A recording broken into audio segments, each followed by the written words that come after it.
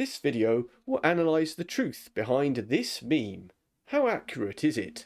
Having analysed both dynasties in video summaries, their origins, ideologies and founders, I'm in a good position to analyse the truth of both sets of assertion. And I can say overall that this was clearly written by a Han Dynasty propagandist. Firstly, on the left, we have the Qin Dynasty depicted as the weak beta male out in the far west.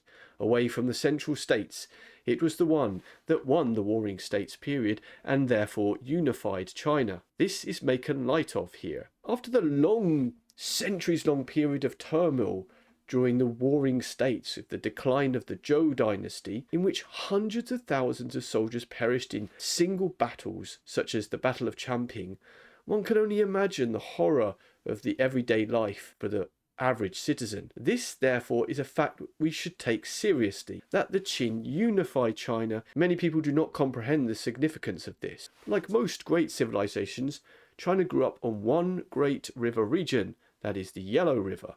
However, from the Qin onwards, it became a two-river system civilization. This geographic region would come together to fall apart, only to come together again under great leaders like Zhu Yanzhang of the Ming and Li Shiming of the Tang Dynasty. Much like a row of dominoes, one can only get the Han after the Qin, and I reject out of hand anyone trying to belittle or make irrelevant the achievements of the Qin dynasty. As opposed to this, we have the Han depicted as a Chad on the right, supposedly bringing about the Golden Age. There is no Han given Pax Sinica without the Qin to set up the order. As uncomfortable as it is to most modern people, it took a Qin with their extremities and harshness of rule to bring about the Han. Now again we have this propagandist saying, but through legalist tyranny turned into the world's first totalitarian state.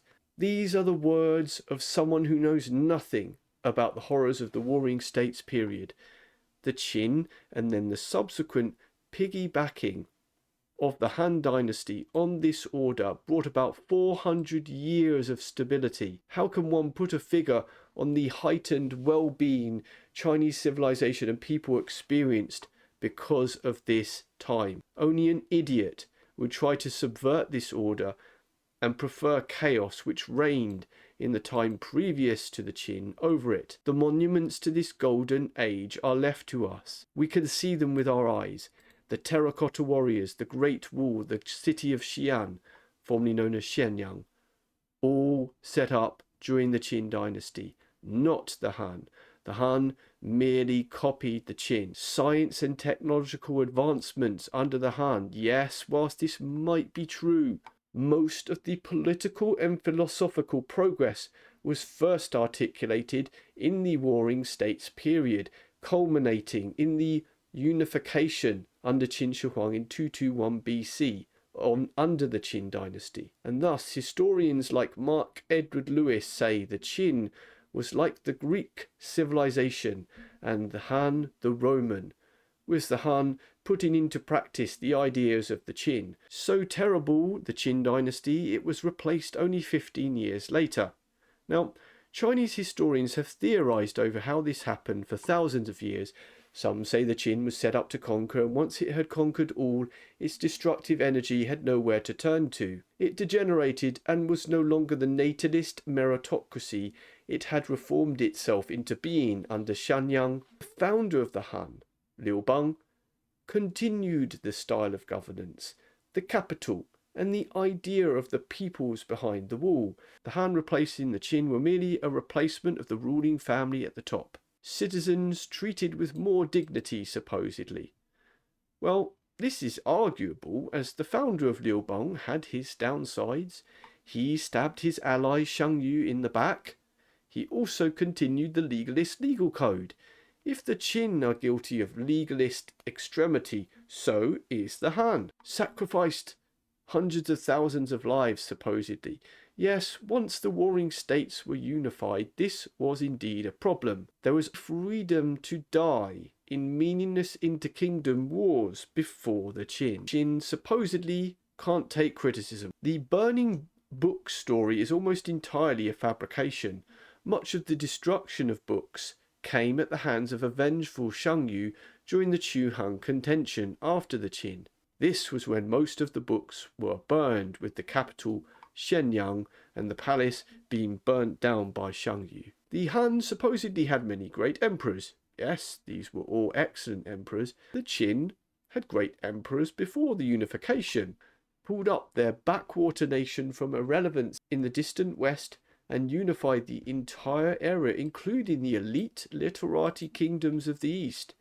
Duke Xiao in the early 300s BC and XiangYu have to rank up with the greatest leaders of all time. Qin Shi Huang, it says, was supposedly a megalomaniac. The facts are that Qin Shi Huang inherited a war machine of a state with a legalist framework of strict punishment and rewards.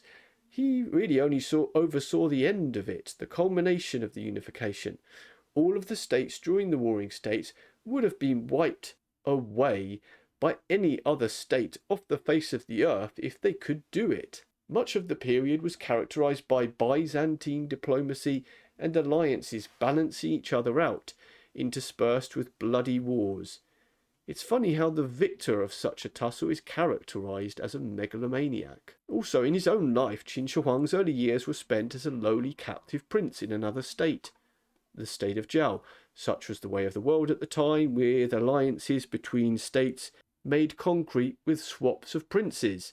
When he returned and became the emperor, he survived multiple assassination attempts, which is the subject of many films nowadays, Hero and The Emperor and the Assassin. Link in the descriptions if you want to see more about those films. A result of the neighbouring states' desperation was the fact that they tried to assassinate him so many times.